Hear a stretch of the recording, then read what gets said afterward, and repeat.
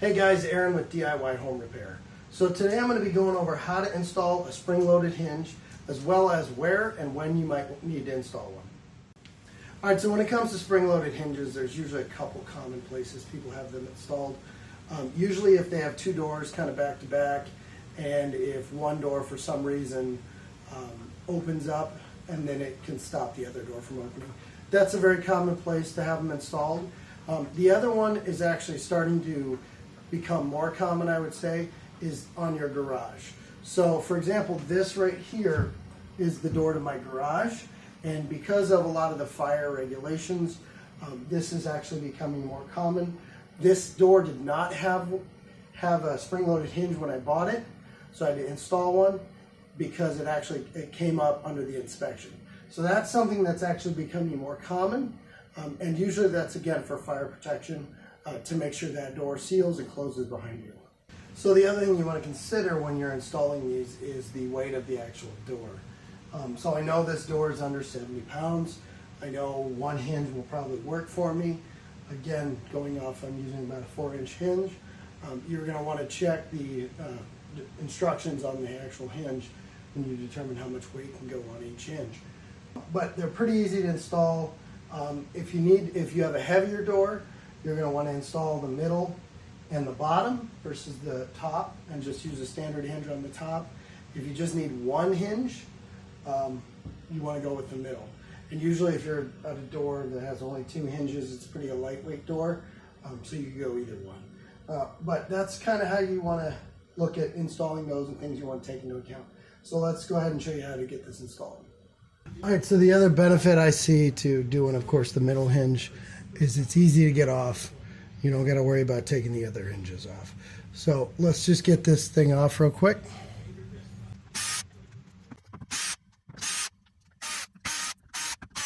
Alright, so now before we put the new hinge on, we want to make sure there's no tension on this.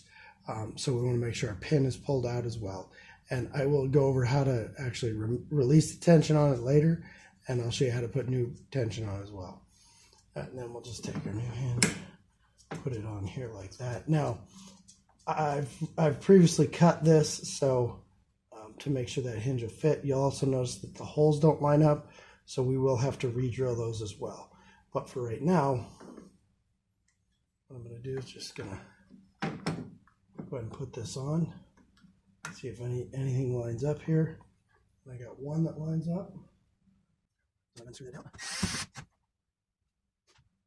Actually, I got 2. So you may need to reuse these depending on the type of door you have. So like that. Black marker here. I'm going to have to drill each of these out.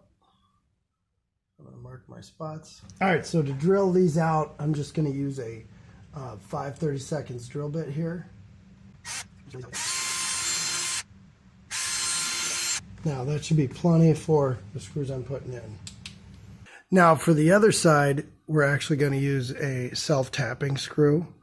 That's what comes with it, but you still may want to drill these out depending on where your screws line up at.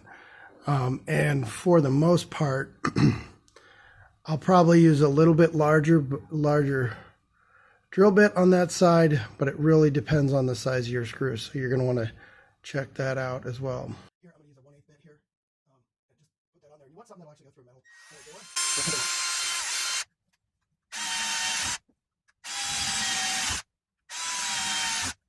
All right, so I'm bumping this up to 5/32.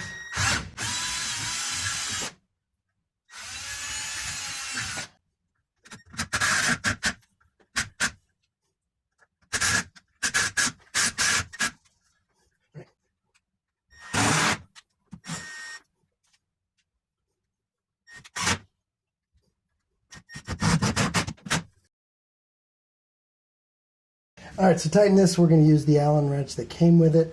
On the top, there's a spot for the Allen wrench, and then you'll also see a little spot for the pin right there.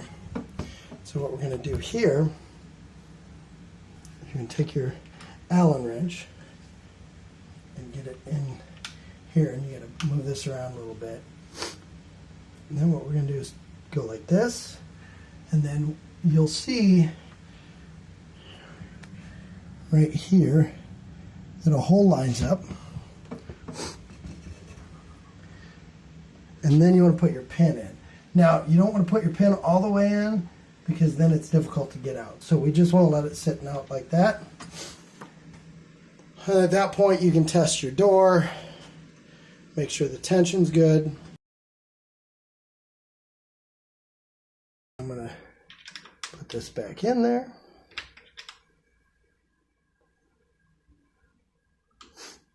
Okay. And what I'm going to do is turn it a little bit that way and pull that out, and then another rotation, put that in, test my door again, and still not tight enough. And then I'm just going to keep repeating this process until I get it to where I want. So again, move that over a little bit, pull the pin, put that in again.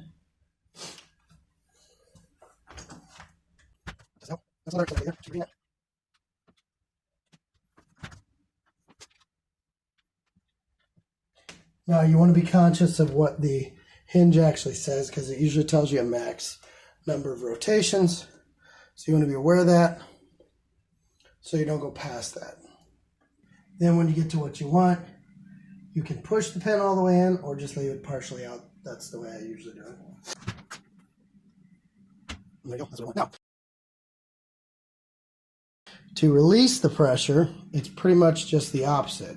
So put the pin in over here, turn it a little bit, so that left, then let it come back till you're lined up. Drop your pin. And you would just keep repeating that like that. All right, and there you go, and that's how you would install a spring-loaded hinge. Again, not really that difficult.